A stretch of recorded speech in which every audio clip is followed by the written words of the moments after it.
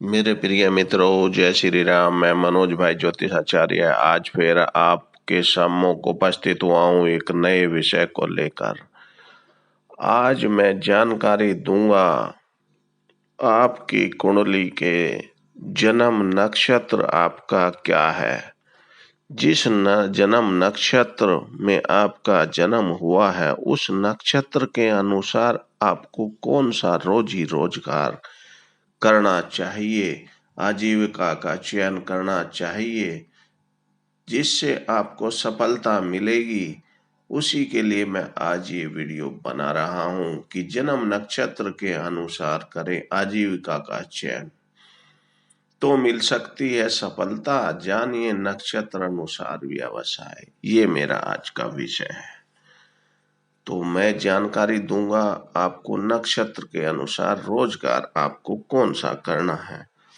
हालांकि मैं आज सूक्ष्म रूप से ही आपको बताऊंगा। मैंने जन्म नक्षत्र के बारे में पहले से ही अपने चैनल पर अलग अलग नक्षत्र की विस्तृत रूप से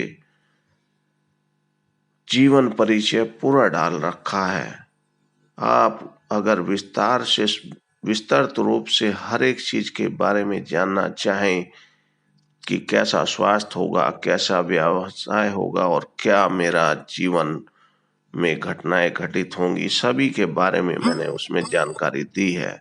अलग अलग नक्षत्र के बारे में आप मेरे चैनल मनोज भाई ज्योतिषाचार्य के देखेंगे कि उसमें आपको सभी वीडियो मिलेंगी।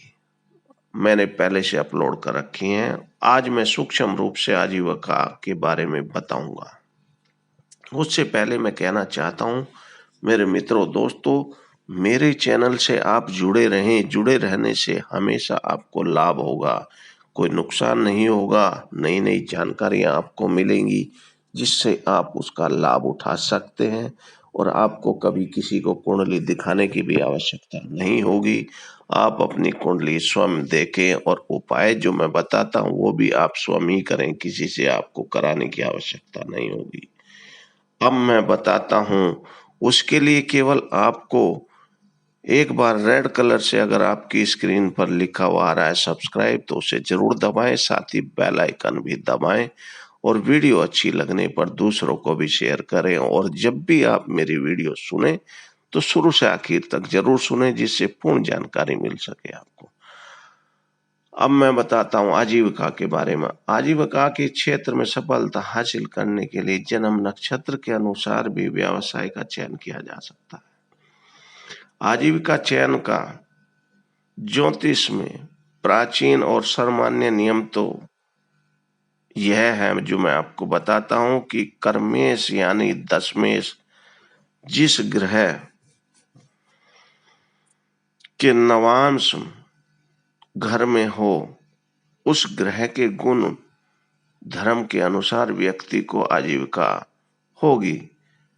इसके अतिरिक्त कुछ ग्रंथों में भी उल्लेख है कि जन्म नक्षत्र और कर्म नक्षत्र के अनुसार आजीविका, व्यापार या सर्विस चुनने में सफलता जल्दी मिलती है।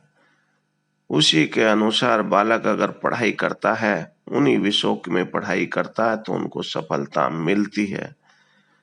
इसलिए आज मैं इसके बारे में आपको जानकारी दे रहा हूं। सबसे पहले नक्षत्र है अश्वनी नक्षत्र। अश्वनी नक्षत्र वालों के लिए किस क्षेत्र में पढ़ाई करनी चाहिए बच्चों को और क्या बनने के लिए उनको मैं लास्ट आप फिर दोबारा से बताना चाहूंगा। वैसे आपके दशम भाव पर जो ग्रह बैठा हो उसके अनुसार आपको करना चाहिए। फिर भी नक्षत्र के अनुसार जो रोजगार बनते हैं उनके अनुसार भी आप चयन कर सकते हैं।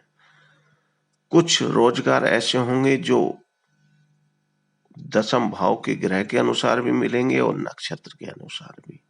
इसलिए जहां अगर वहां दोनों मिलते हैं तो उनको जरूर चयन करें। अब मैं बताता हूं अश्वनी नक्षत्र पहला।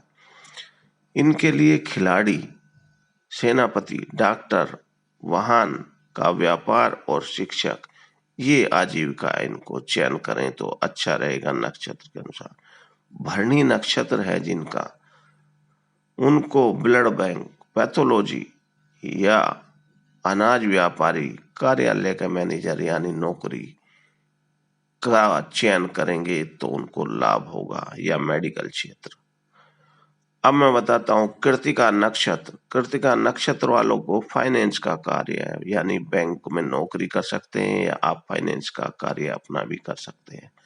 बर्तन बनाने का भी कर सकते हैं साथ ही बर्तन बेचने का, क्रोकरी का व्यापारी और चार्टेड अकाउंटेंट भी आप बन सकते हैं। जिनका नक्षत्र रोहिणी नक्षत्र है उनको व्यापार, टेक्सटाइल एजेंसी, पायलट, किसान, खनिज व्यापार, डेयरी संचालन, विज्ञान प्रोफेसर आदि का चयन कर सकते हैं।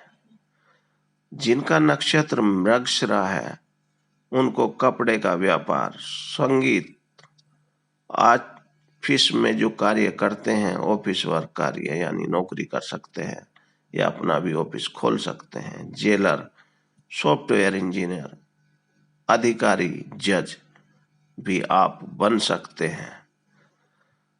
और छठा है आंध्रा नक्षत्र, पुलिस विभाग, वकील, राजनेता, दवाई व्यापार और डॉक्टर। सातवां है पुनर्वसु नक्षत्र, अभिनेता, चित्रकार, मॉडल, फैंसी वस्तु व्यापार, ईमानदार, धार्मिक नेता, फाइनेंस मैनेजर या बैंकर मैनेजर में भी आप सफल होंगे।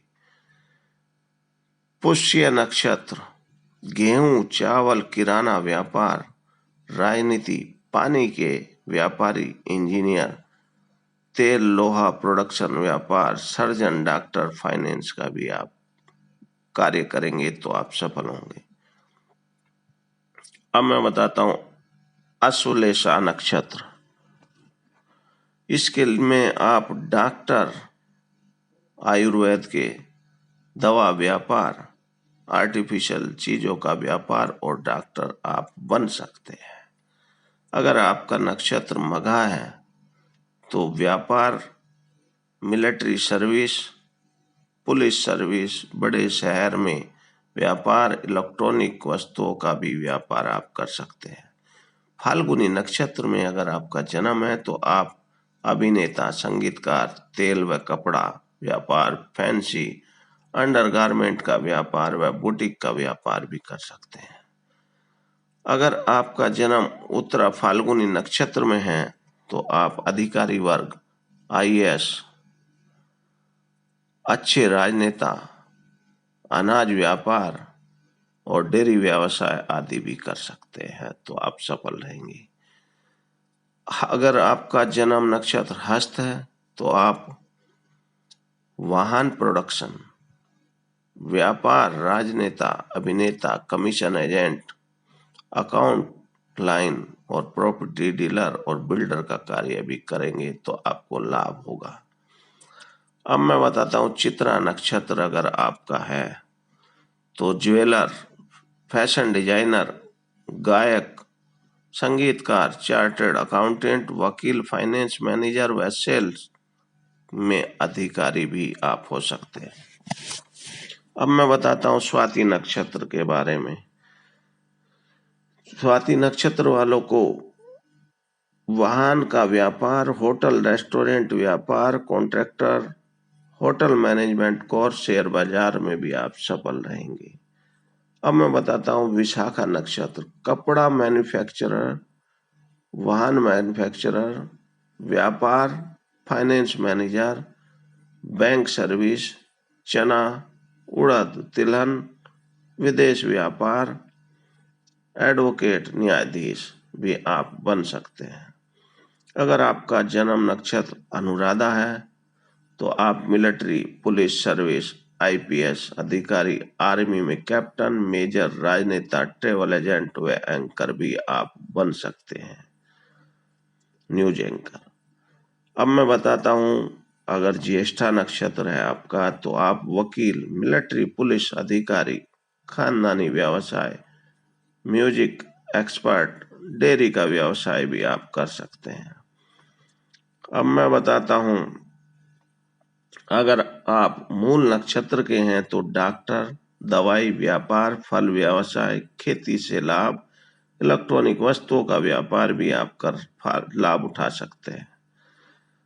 अगर आपका पूर्वाषाढ़ नक्षत्र है तो आप इंजीनियरिंग, डेयरी व्यवसाय, संगीत और अधिकारी भी आप बन सकते हैं। अब मैं बताता हूँ उत्तराषाढ़ नक्षत्र, राजनेता, पहलवान, ट्रांसपोर्ट व्यवसाय, वनस्पति प्रोफेसर, फॉरेस्ट ऑफिसर, क्रिकेटर का भी आप व्यवसाय चुन सकते हैं, क्योंकि सुनील गावस्कर का भी इसी जन्म नक्षत्र में हुआ था जन्म। अब मैं बताता हूँ श्रवण नक्षत्र, उद्योगपति, धार्मिक, सोशल संस्थाओं का लीडर या इन संस्थाओं का व्यापार, वस्तुओं का व्यापार इन। अब मैं बताता हूँ धनिष्ठा नक्षत्र। आप धनिष्ठा नक्षत्र के हैं तो आप मिलिट्री सर्विस, लोहे का व्यापार, पुलिस सर्विस में भी आप सफल होंगे।